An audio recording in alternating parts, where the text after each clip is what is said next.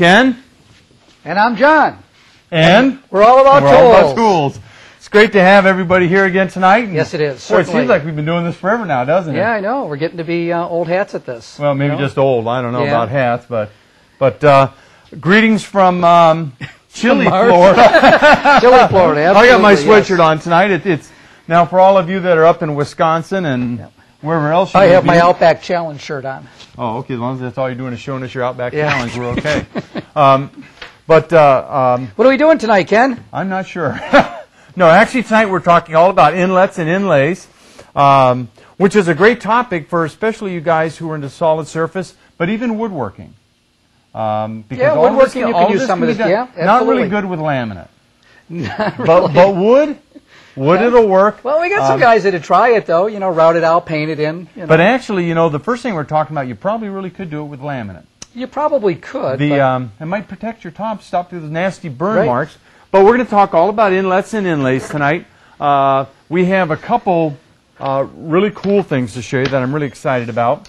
But I don't want to go too far that way right off the bat. One of the things we're really excited about is our viewership is just growing and growing and growing. Thank you very much for watching us. Yeah, and it's not just the guys live on Tuesday night, which is where we would prefer to see you. I mean, we're thrilled that you're there, and you get to maybe enjoy a little bit more of the fun than the... Actually, our viewership is moderate compared to the archives.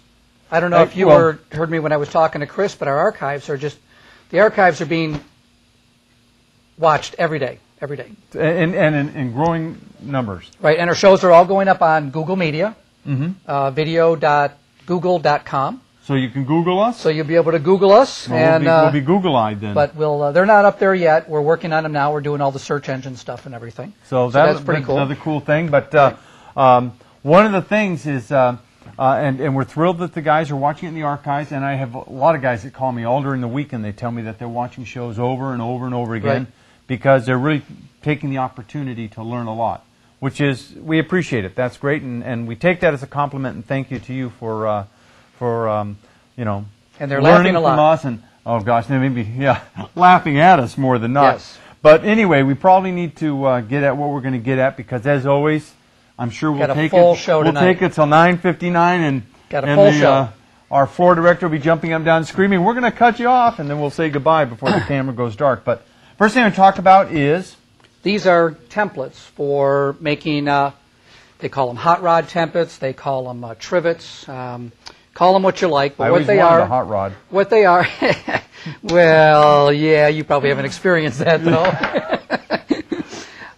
These are hot rods, and they're rods of various lengths, and you route with templates to set these in the countertop, and you set hot pans on them, and it stops the tops from wrecking, or the hot pots from wrecking the tops.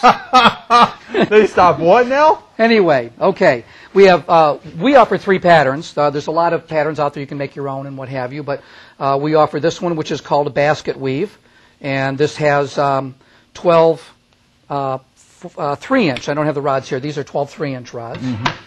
This is a popular pattern. Don't even know what this one's called. Sunburst. Sunburst, that's right. And this one holds all the little ones all the way around. And this one that we have clamped up here is the Jailhouse, which is probably our most popular. And some of you may be wondering why I have this clamped up to the back side of this material. It's because while I was setting this up, I wrecked the front side. So it happens. But anyway, we could have filled it and fixed it, but we didn't need to. So simply what you do is you figure out where you want to put the hot rods, usually next to a stove or something like that, and then you'll route grooves into the countertop. And although Ken likes to put these in with silicone, I like to leave them in loose so you can actually take them off the countertop. You have a decorative pattern in the countertop when they're not there, and it's easy to clean down in here and what have you. But I was surprised to hear that you said that when you guys did these, you did them in with silicone. Exactly. One of the things that we have found is we cut a very shallow groove, and these tend to get bumped quite a bit. You always were pretty shallow. Yes, I am very shallow. Thank you. And although you went far too deep. But anyway, we prefer to I like to get better penetration than you do, that's all. It so just anyway, makes for a better fit.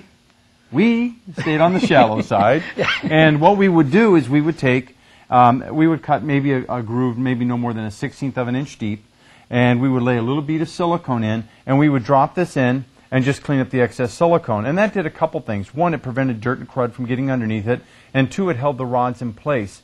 That way the customer wouldn't remove them, put them somewhere, somebody lose one of the kids take one and think it's for whatever. Right. We just found it was a good way to keep them there for their intended purpose, because I think, like anything, if you take it and remove it from the counter, the customer is going to have the hot pot.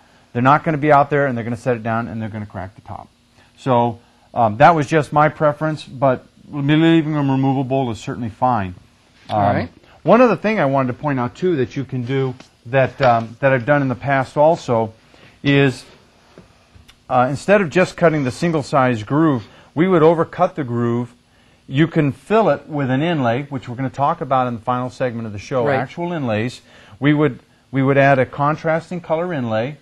Then we would go back and cut a smaller groove with the bit for inletting the rod into the top. So you would actually have, let's say, perhaps maybe on a gray top, we would cut and fill a white line, a white slot or black, then go back and cut a thinner line, lay this in, and then you would have contrasting around the rod a different color, and then bleeding into the color. Sounds like a lot of work. It was a lot of work, but I'll tell you, the great thing about anything like this, once you get past the cost of the fixture itself, it's really only labor, and you would be surprised what people will pay for something like this, because it makes such a distinctive top that is not like it their definitely friends. makes it unique and to their own. people pay for unique. Right. So, something like this, in parts it might cost you $50. Right. Once you have the fixtures, it might cost you $50 at best to get your hands on all the parts. Once you have them, you might put another total, maybe an hour of labor into it. Right. So maybe in a typical shop, maybe for $100, you have something that you may have charged the customer maybe $200 for. So it's not a bad moneymaker. This is fine for doing in the shop. What if you wanted to put these in on site? I never have, because I'm not really a fabricator. So what would you do? This template's only this size. Would you hot melt this in place, or how would you clamp this in a countertop? Certainly, that's a great question, because this probably wouldn't even be far enough back on a typical job as far as getting it placed, and you really want to make sure it's secure. You don't want to take a chance of this thing moving.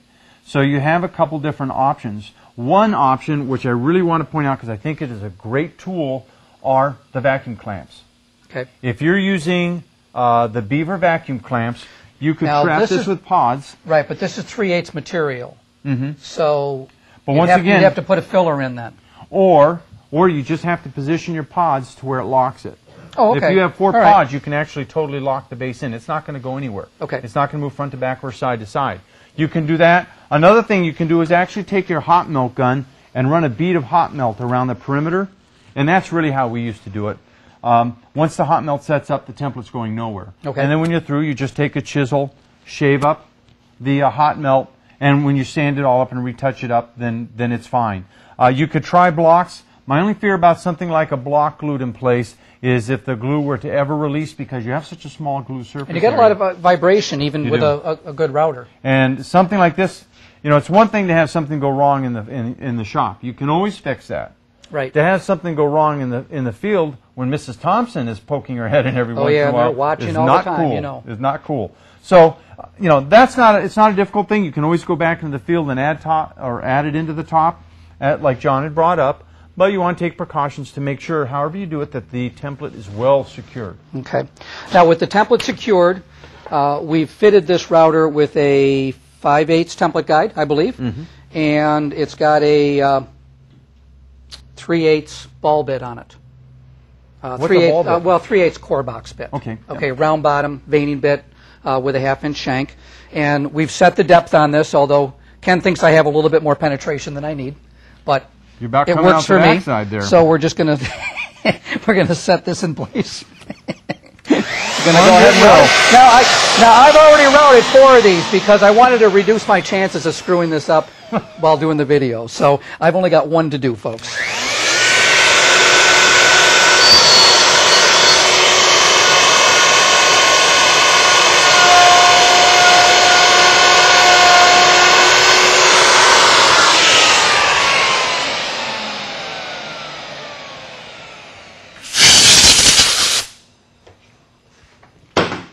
we'll make a second cut because it does get built up in the end of the template here.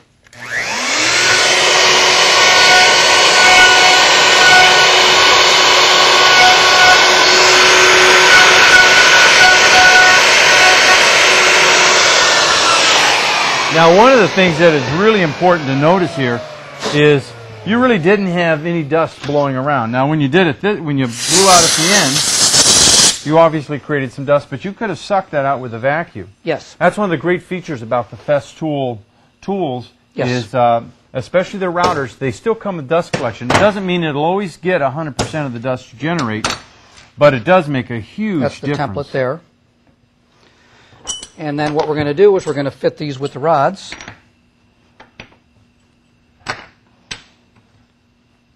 Just like that.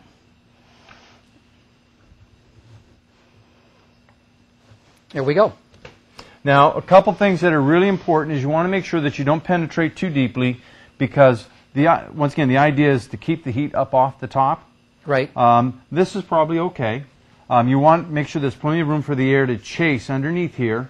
Obviously, heat's going to radiate upwards, but you want the air to be able to move underneath there, which the heat is going to pull the cooler air in as it tries to escape. See, I like these with the rods out too because it just makes a simple pattern in the countertop.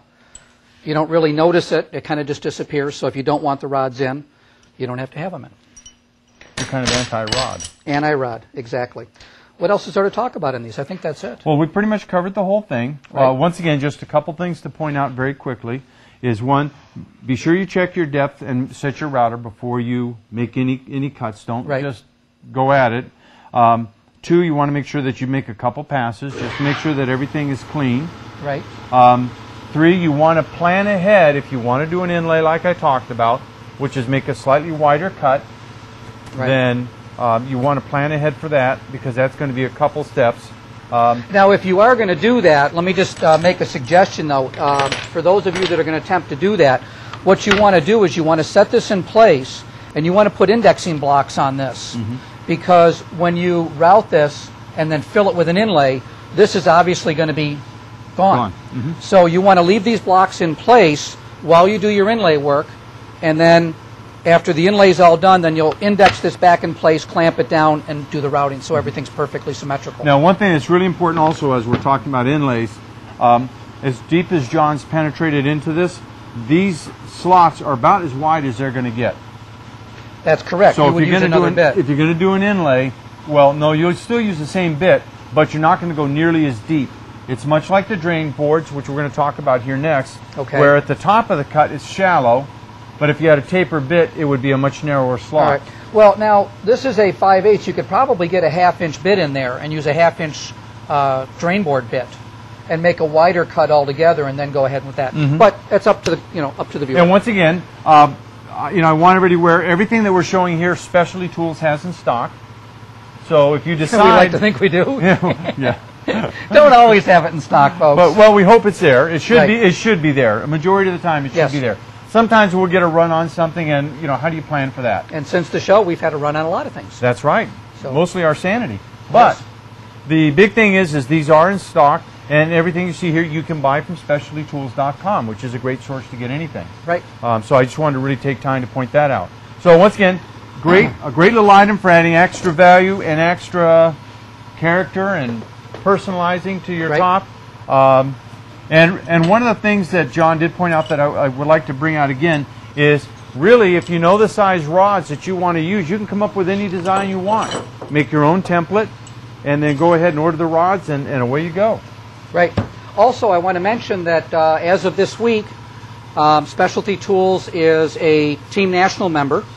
And for those of you that know what Team National is, it's a buying group, and we're offering a 5% discount across the board to our Team National members, and that excludes Festool, and it excludes eTemplate, and it excludes our hardwood flooring line. But you can check our website for details on that, and if you're not a Team National member, you can certainly check the website, see what it's all about, and start getting a 5% discount on all your tools every day. With the puppets?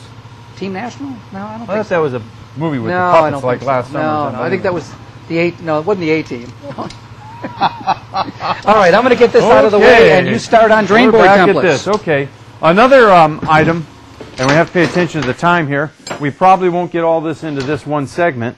But another item that is a great moneymaker, and a lot of people really like, especially people, I know the market I was from, up in Boston, we had a lot of Europeans that lived in our market, and they didn't often... Right in the market? Right in the market. Right in the street, no Right less. in the market? Right in the market. Wow, that's pretty cool. And they were homeless then? do you have something you need to do? You know, it's a problem. You're trying to keep people employed. This is a drain board template, Ken. And what does it do? It allows, you route a groove in the countertop, and your dish is set on here, and the water just drains right into your sink. Wow, that's cool. It's pretty cool. I'm excited. Yeah. Well, once again, this is a common thing among Europeans. We found they love to have this. And it is a great way. Anybody that all our European customers use them. All of them. We have a lot of European customers. Really, anybody that uses a dish drainer a fair amount, this is something that gets rid of that really nasty-looking bottom thing, and it makes it easier. Just they can put their rack up on there as soon as anything's dry, put the rack right away underneath the sink, and they always have the groove there.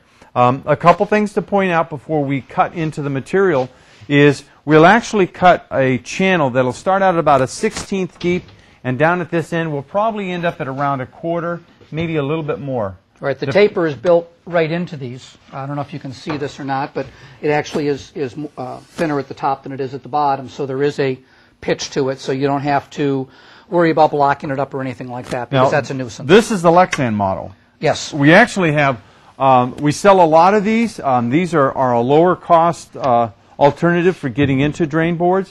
My personal favorite is actually the aluminum. Let me just pop this up here real quick and show you the difference in the same templates, essentially, in aluminum and in plexi. Okay? Now, you don't really notice a big difference right off the bat. This is a horseshoe pattern, but if you'll notice, the pattern on the plexiglass or polycarbonate ones only goes around the outside edge. Everything else is straight runs. With the aluminum templates, the pattern is followed through time after time. So you get a much more intricate looking pattern. It is a little bit more expensive to do this, but in my opinion, I think it gives a little bit nicer drain board, but we sell a lot of both of them. Yeah, I think mostly the aluminum. I know personally the aluminum seems to be much more popular. One thing you'll notice too is that with these drain board templates, you don't need any fixturing, you don't need a big apparatus to set the drain board templates into to route or anything. It's just a simple drain board template. You clamp it down and route it in. Yeah, very, very easy to do. Once again, they're great. One of the things I wanted to point out, and I started to, is as the cut gets deeper, it is really good to make sure you put a bottom plate on the bottom of the countertop. The reason why you want to make sure that you use joint adhesive, and it doesn't have to be the same exact color material. We used to use whatever we had. However, you don't want to put a piece of Sierra Midnight under a glacier white countertop because you're going to create a shadow point. Right. But as long as you're sensitive to the color and the bleed through the piece, you can go ahead and glue the piece on underneath. About what, 6-8 inches back? You don't have to cover the whole thing, do you? Well, you really want to make sure that you cover the preponderance of it, and the reason why is this: should something impact, I'm sorry, the weight, the majority of it. You want to pay attention, because as you cut into this material inside of these channels, you'll lose the impact resistance of the material because of how much thinner it's become. That's true. That's true. And you could actually have impact there because of heavy dishes that are stacked and fall or something like that. And you get something that hits in that groove, it can generate a crack, and these are a pain in the butt to repair. I've had to do it a couple of times, and it's not something that I've ever really wanted to do again once you've done it once or twice. So by making sure that you glue that plate onto the underside, you'll save yourself a huge amount of stress. I think we're going to go to commercial break now, and right after the commercial, we'll go ahead and get this clamped in place, and we'll route one up for you. Actually, let's get this one routed, and we'll make the last couple passes. So we'll see you in a bit. I thought you were telling us to keep going.